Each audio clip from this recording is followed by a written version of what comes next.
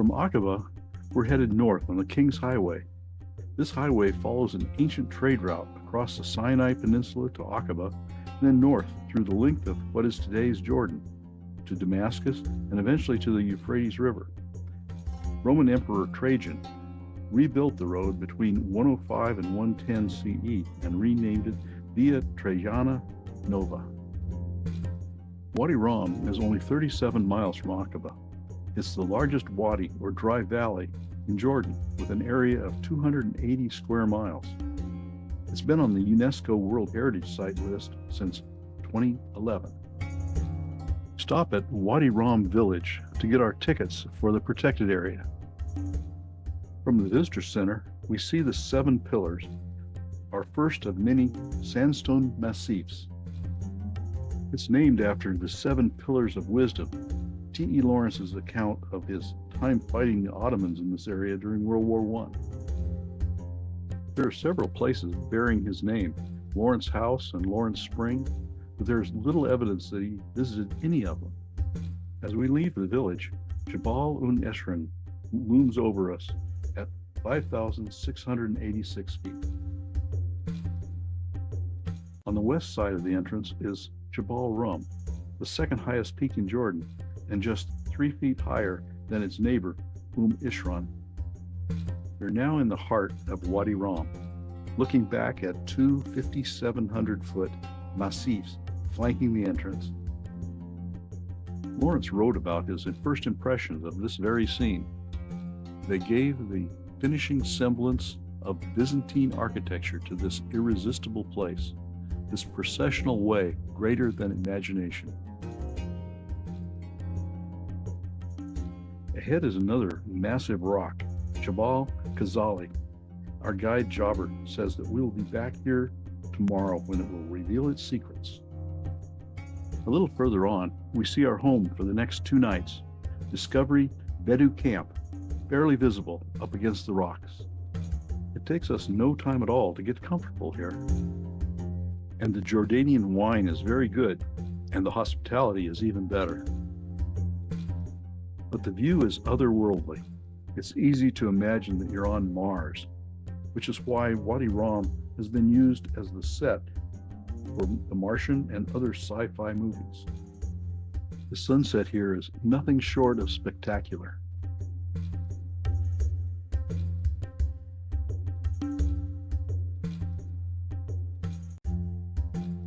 The wine keeps coming while we savor the sunset. Then dinner's ready in the Bedouin tent. We're eating a Bedouin-style meal cooked in the sand.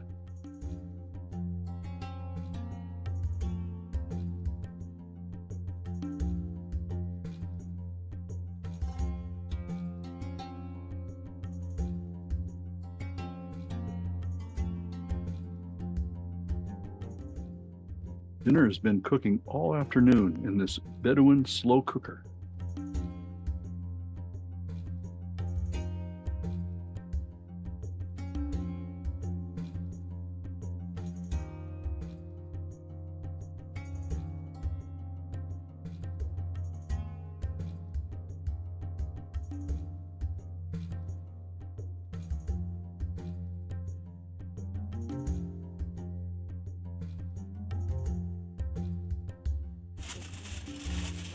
We have chicken, zucchini, carrot, onion, potato.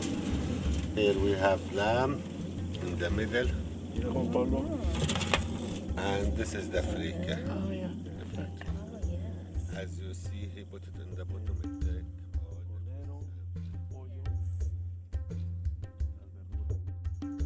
Then served in a style more 4-star than Bedouin, with white tablecloths and Jordanian red wine. We wake to a beautiful view as the morning light hits Jabal al-Qadr. The chef is ready to cook our alfresco breakfast. With a backdrop of sandstone eroded into fantastical form. And the morning view from our breakfast table is breathtaking. Breakfast is served with pita bread and traditional condiments like za'atar, a spice blend that's good on everything. Then back to our tent to gather our cameras for a big day exploring Wadi Rum. Can't get enough of these photogenic, otherworldly views. Jobber and our Bedouin driver collect us, and we are following the tracks. We're back at Jabal Khazali to learn its secrets. This sandstone tower marks the entrance. The secret is this cleft in the rocks. Scrambling over the rocks, we're in a slot canyon, or sek, where water collects. Because water can be found here, it's considered a holy place by the Bedouins, who have visited this place since antiquity. And these visitors have left their mark. Possibly the earliest are petroglyphs of elephants and lions. This is an ancient North Arabian script, which was used from 800 BCE to 400 CE. Inscriptions are Coptic script, which came into use in the 7th century, and by the 11th century it was the preferred font used to copy the Quran. A jumble of graffiti, possibly a map, with Kufic inscriptions. The canyon is about 300 feet long, with walls covered in inscriptions. More modern Arabic, possibly left by pilgrims on their way to Mecca. Looking north from the entrance to Khazali Canyon, these camels are waiting patiently for tourists. At our next stop, we climb the Al Ramal sand dune. It's quite a trudge through the fine sand, but the view at the top is amazing. That's Jamal Ishran in the middle. This is Khor Al Ashram, a major junction in Wadi Rum. From here, tracks head off in all directions.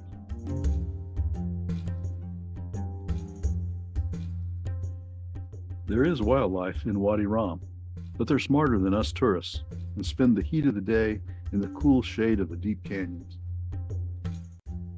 Now it's time to descend the dune, which is easier than going up, but still not a walk in the park. Back in the truck, we follow a track east through Khor Al Ashram. Our next stop is the Little Bridge. The scramble up to the top of the bridge is a favorite with tourists.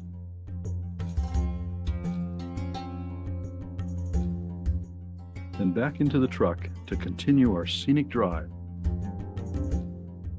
Time for our geology lesson from Jobber.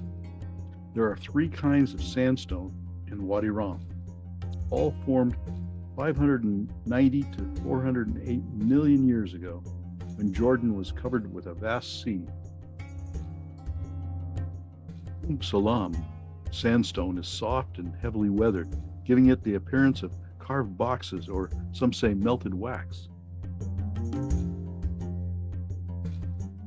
Gezi sandstone is hard, pale gray, and usually erodes, forming dome-like shapes.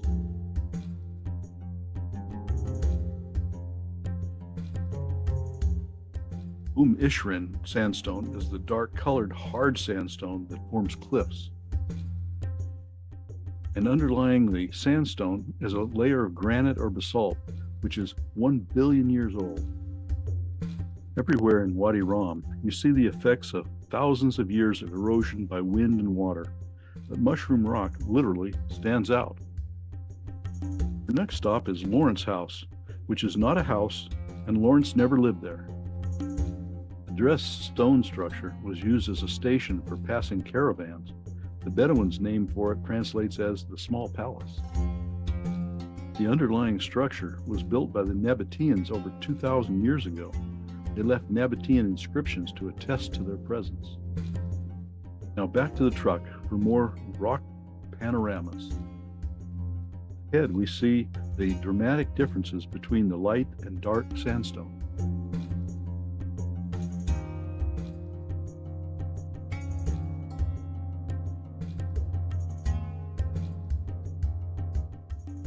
Bedouins have great respect for their camels. When our driver saw these camels hobbled by the side of the track, he had to stop and check on them. They seemed to have a rapport, the Camel Whisperer.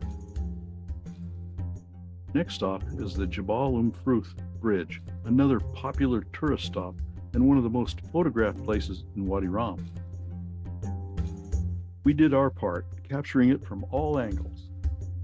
There are two parts to Wadi Rum, the Red Desert in the north and the White Desert in the south.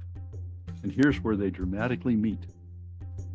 A little dusty and saddle sore, we're back at Discovery Bedu Camp. We put our cameras away and settle in for wine and sunset. They have something special for us tonight, a romantic dinner for two in the desert. Main course is fresh fish from Aqaba. It's expertly deboned and served at our table.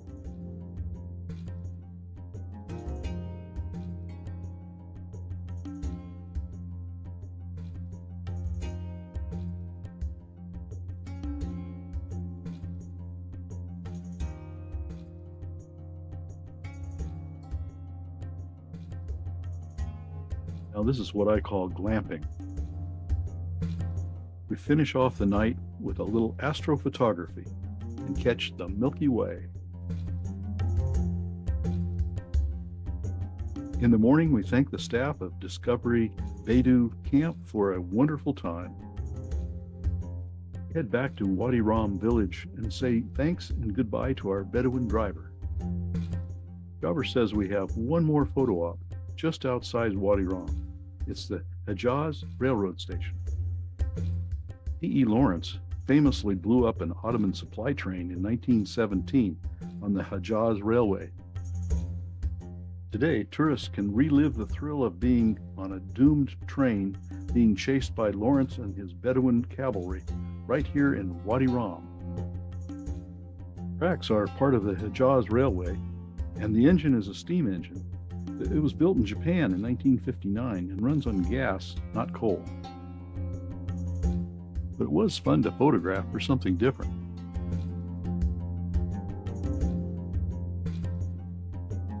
Now back to the King's Highway and our next stop, Petra.